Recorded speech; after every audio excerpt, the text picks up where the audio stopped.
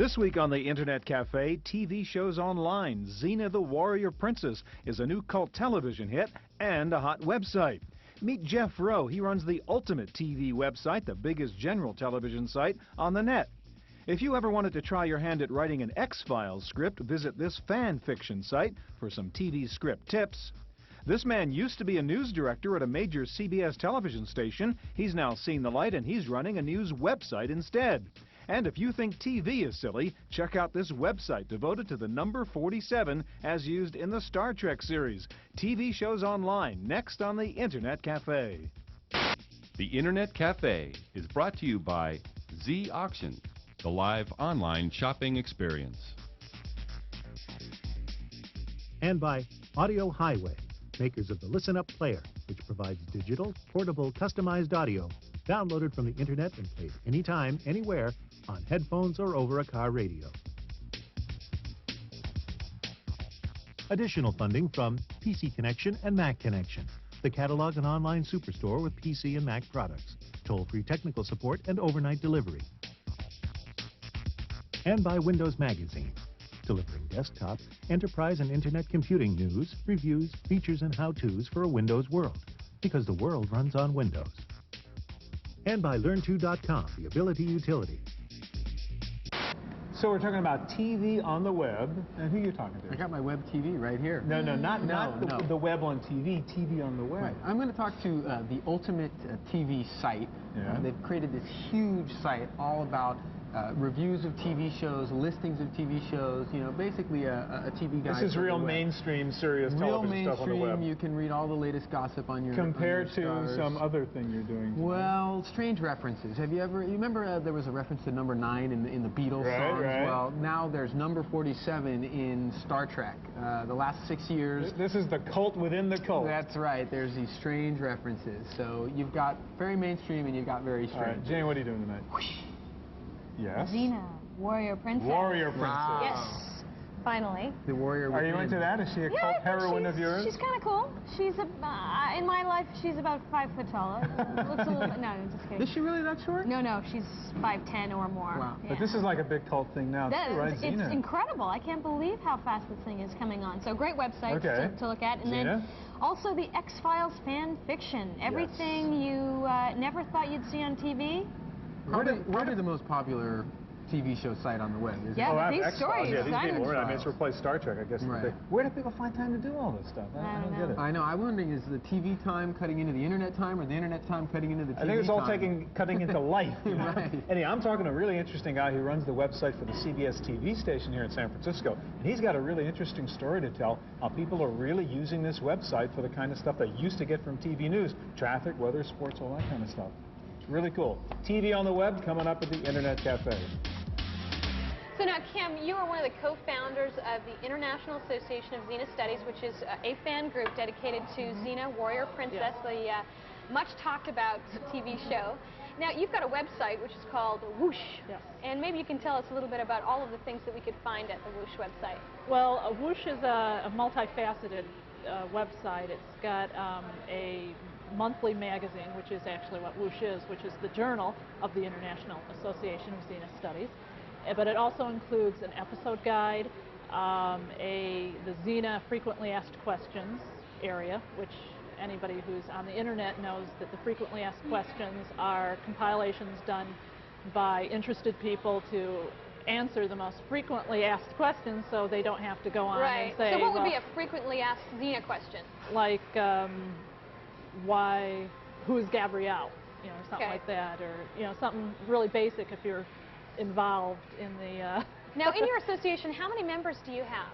At this point, we have about 530. 500 members, and they're all contributing yes, articles to the part Whoosh of the website. Requirement of the membership is that they have to contribute at least one article to the journal, which is the monthly magazine on the website. And now, what is it that about the Xena show that prompted you to get involved in this activity? What is it that's so unique about this show that made you want to do all of this work? At this point, it just struck me as a very unique program. It interests me kind of from a popular cultural point of view because it's about a strong woman It's a woman who's a dramatic character, even though it's also a comedy drama, I guess they call it. And also it takes its time to develop the character. She has a friend who her sidekick is Gabrielle, good old Gabrielle.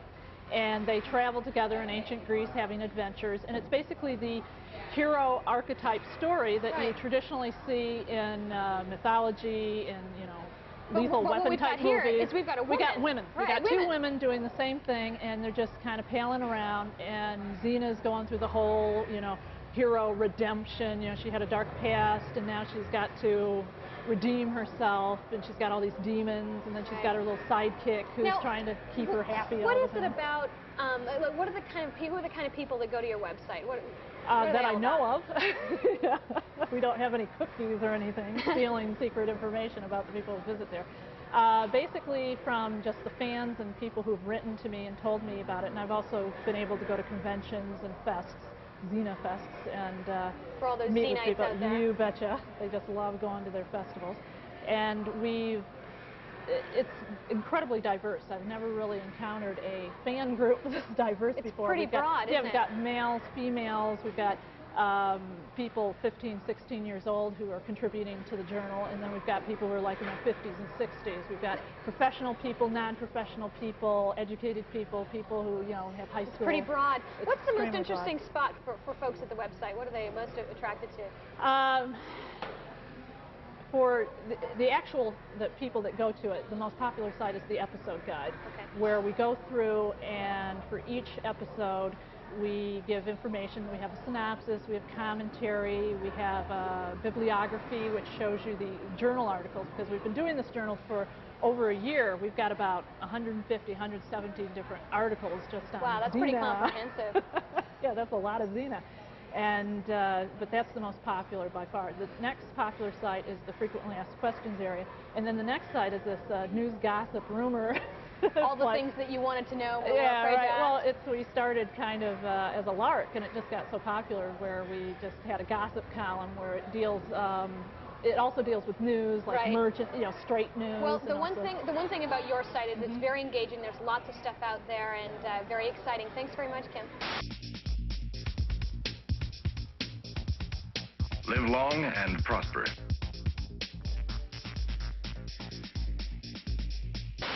So Jeff, I don't know if this is art imitating life or life imitating art, but here you are on a television show, and we're going to talk about a website you're involved with that actually has to do with television, the Ultimate TV site.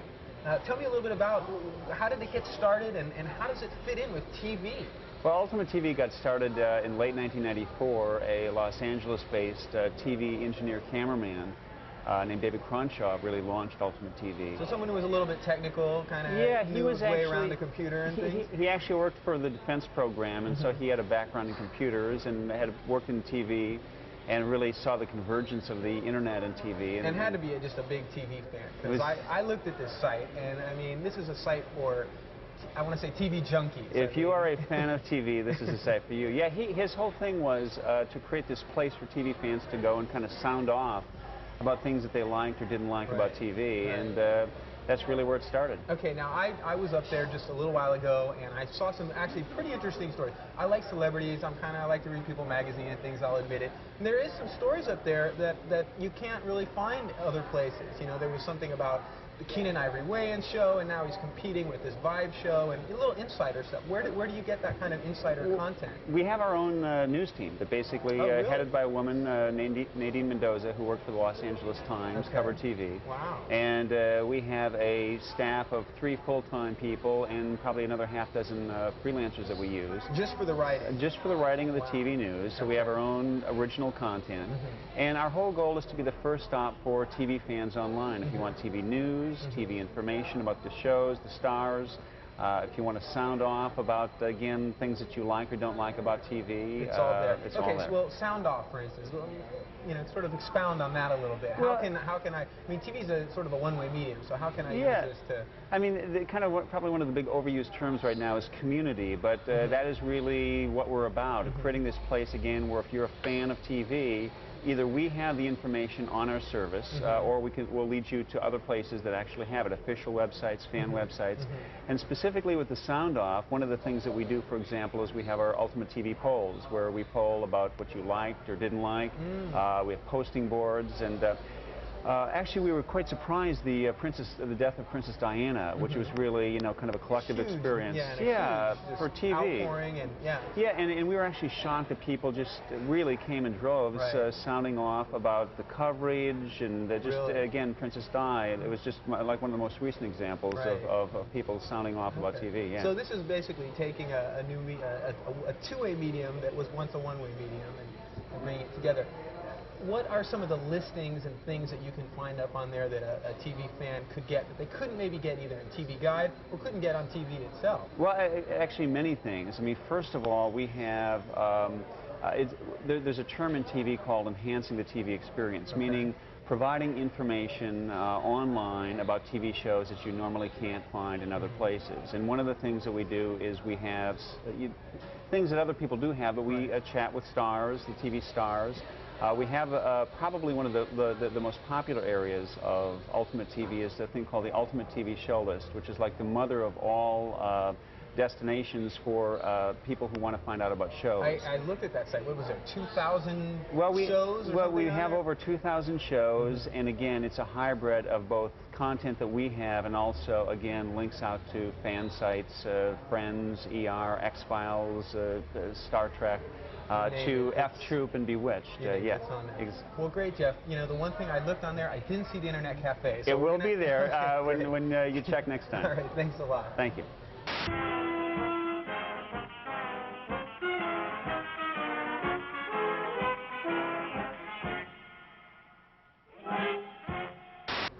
Now, in terms of fan fiction sites, it's really X-Files. It's probably the most popular, second only to Star Trek.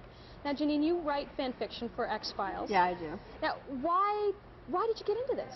It was sort of an accident. I ran across a website called the Gossamer Archive, and that's where all of the X-Files fan fiction stories are archived for anyone to wander across them. What do you think it is about the X-Files that's so compelling to writers? I've spoken with several writers over email and some in person, and we sort of decided that it has to do with the characters as well as really the holes that are left in the characters. Now, X-Files is kind of a strange show. You've got Scully and Mulder, these two working together on these bizarre storylines, so it does lend itself to some odd things being done by fiction writers. Now, there are different categories of fan fiction for X-Files, too. Now, what are those different categories? Well, you have the MSR, which is the Mulder-Scully romance, which is really probably the largest category out there. You have straight X-Files stories that follow the canon of the series. You have stories that are just adventure or crossovers that cross over to other television shows. And then, of course, you have other romances between characters within the storyline. And you also have Slash. Now, what's Slash? Now, Slash is, it's really a bad term, really doesn't say anything about it, but it is romances between same-sex characters. Now, these storylines with fan fiction are typically ones that you and I will never actually see on the television That's screen. not really true, actually, because a lot of fan fiction writers have noticed in the last couple of years that some of the things that they've brought up in the past in their own stories have sort of weaned their way into the show itself. Anyone who knows the show may know that Scully has come down with cancer. Well, there were fan fiction writers about a year ago after her abduction that were talking about, oh, well, Scully's going to come down with cancer, and wrote into their stories. So it's not really that implausible. Now, how many writers are there actually out there writing fan fiction for X-Files? That's really a number I couldn't even give you. There are over 5,000 stories sitting on the Gossamer Archive right now, and there's more added every single week. Now, I'm told that you're actually called the Danielle Steele of X-Files fiction. You've written a massive amount of stories. You've only been writing for a year. How many stories have you actually written? 87 at this point in time. That's incredible. I had a lot of spare time. Any chance, do you think that any of your stories are actually going to get on the X-Files show? Any hopes? I don't think of myself as a scriptwriter, which is really what X-Files looks for, and I don't have any aspirations to try to, come to Chris Carter's door and say, I have this great idea for your show, Chris. Would you mind taking a look at the script? Script writing and fiction writing are two different things, and I'm just busy writing fiction for the enjoyment of it. So what do you think your next storyline is going to be? If you're talking X-Files, I've got about 12 stories all currently in progress right now, so it depends on which story you're asking me about. So soon to be seen at your website. You are on board the Federation Starship Enterprise. Seems every day there's another story about fewer and fewer people watching television and more people spending their evening leisure hours surfing the web. Well, there's somebody here in the Internet Cafe tonight that knows a little bit about both sides of that story. Harry, how are you? Hello. So your personal career is actually mirroring this sort of swing of energy from television to the net, isn't it? Yes, I started out in television, did 25 years of TV news, 3 years running a TV station. Now I'm full-time Internet. Now, how'd that happen? How did you switch from television? You just thought the net is where the action is? Well, actually, the corporation I work for, CBS and Westinghouse, this year began really focusing on the Internet as a parallel business to what it was doing in broadcasting, which is delivering news and information to people all over the country. Now, did you guys as broadcasters a couple of years ago, when the net and the web really exploded, see that as a threat to your business, your main business? I think some people did. I was in the Bay Area at the time, been in the Bay Area my whole career, and realized that it was really a parallel opportunity. I watched what happened with cable years ago, where many broadcasters really missed the boat. They could have dominated cable and didn't. They let other people do it. And I swore I'd never let that happen. So when the Internet started, I said to myself, this is an opportunity to deliver news and information to people in a parallel medium that are not watching television or they don't have access to television, and we've decided to take advantage of that. Is it really a parallel medium? I mean, you don't have the same tools, you don't have the same bandwidth, you don't have the same revenue potential, do you? I think you have a different revenue potential that is probably as big or bigger long term. There's transaction on the Internet that there's not on television. That's a huge opportunity. It's parallel in the same way that radio and TV parallel each other. There are certain things each of them are really good at and certain things that the other one does do or doesn't do.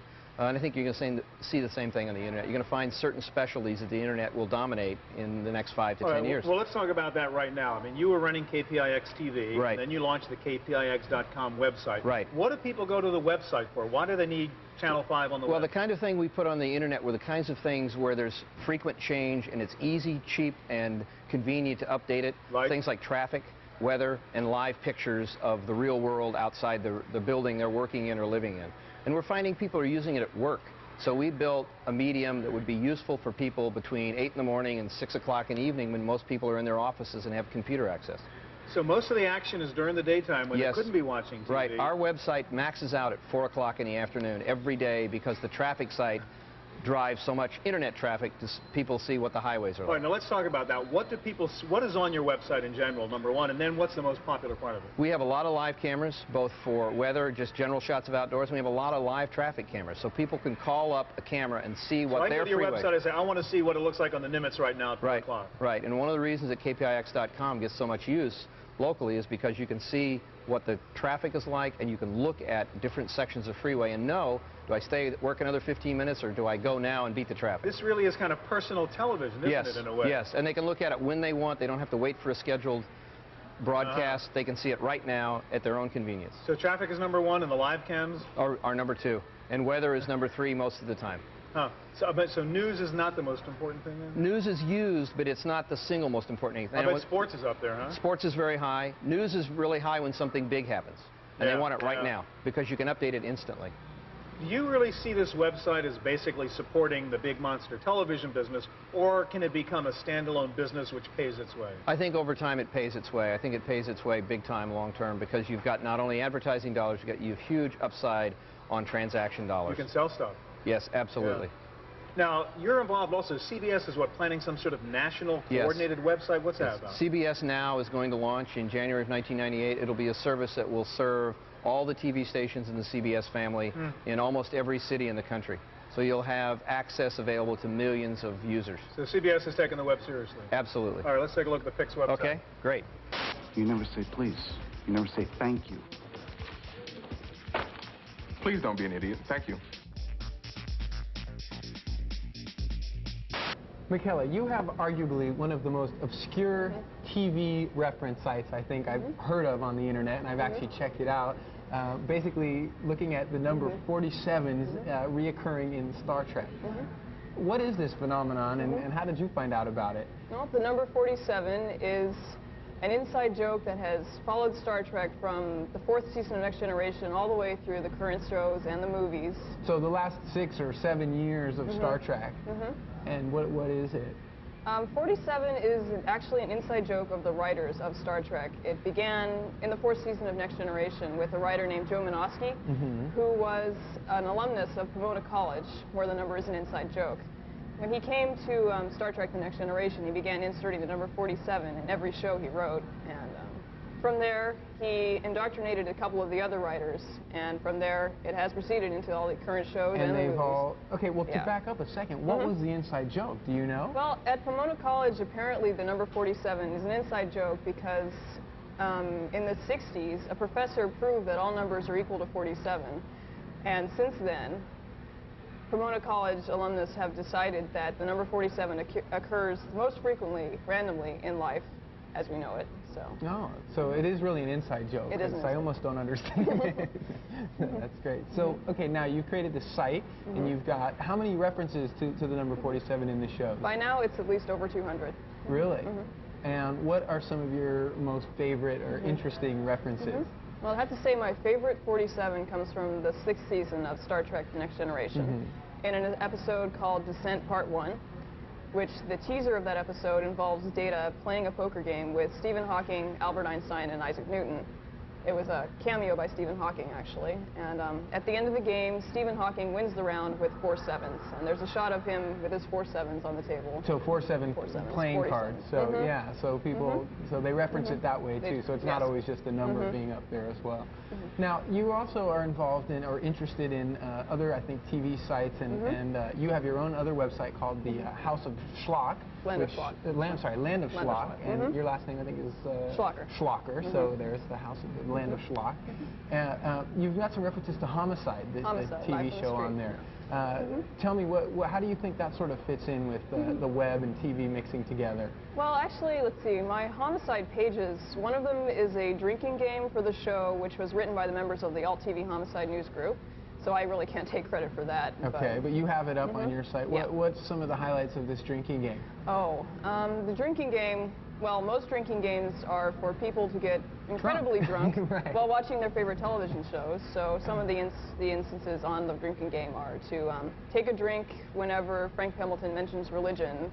On the show. So you sit there, you watch the show, and basically every time people get drunk. And you've practiced at this game a little bit? No, I don't drink. Good. We don't endorse that kind of behavior. Okay. Are you a fan of the website for Homicide? Is that a site that you think blends TV and the web well together? I think my site is not quite as good as some of the other Homicide sites out there. Mine is basically a support site to some of the other ones. I have a site that also includes lots of sound clips from the show, which is, as far as I know, the only source of Homicide sound clips on the web. And whether that's useful or not, I really can't say. But well, so fans can go and listen to audio clips, and have you picked out things that you think are especially relevant or interesting? Usually the funny bits. The funny bits. Yeah. Okay, great. Well, we'll have to go check it out. Okay. So after all this, would you go on the web to find out what's on TV? Is it worth it? The Ultimate TV site was a pretty interesting site, actually. There's a lot of sort of fan star stories that you can't get. Well, like Bryant Gumbel had asked his friend, the artist formerly known as, to Prince, exactly, to pan a song for his new series, and they didn't like it. They rejected it, and they said it was too funky. Oh my God, and I didn't know that, James. If I'd been on the website, I could have found that out. I'm into these star kind of stories. Gossip, he's into gossip. Yeah, That's it was interesting. And the listings, there's extensive listings. The listings national listings was very interesting. So, Jane, Avu? Well, did you ever feel guilty about spending too many hours in front of the television? Absolutely. I have the answer for you now. Watch a few hours of television, then write your own scripts, write your own stories. You've justified that investment now. It's just stimulating your creative juices. Wow, TV creating art. Unbelievable. Interesting. Well, a lot of writing anyhow. But I mean, the idea is it's cool because it is the web version of TV, right? It's not no longer the TV just blasting the stuff out at you. You get in there, you write your own script, you blast it back up to the website. It's this whole sort of two-way thing. Right. Which is like the guy I talked to, Harry Fuller, who runs the CBS TV station website here in San Francisco. Yeah. Really interesting how people are going to this website to get the kind of stuff they used to go to the TV show for. The news and the traffic. They can actually take the live cam and see what the traffic is on their highway, find out what the weather is in their neighborhood. So we're really seeing the convergence, I think, really taking place in how people use TV and the web. Anyhow, that's it for TV on the web. We'll see you here next week at the Internet Cafe. The Internet Cafe is brought to you by Z Auction, the live online shopping experience. And by Audio Highway, makers of the Listen Up player, which provides digital, portable, customized audio downloaded from the internet and played anytime, anywhere, on headphones or over a car radio. Additional funding from PC Connection and Mac Connection, the catalog and online superstore with PC and Mac products, toll-free technical support and overnight delivery. And by Windows Magazine, delivering desktop, enterprise, and internet computing news, reviews, features, and how-tos for a Windows world, because the world runs on Windows. And by Learn2.com, the Ability Utility. To purchase a videotape copy of today's program, call toll-free 1-888-310-7850. Please specify show number and topic.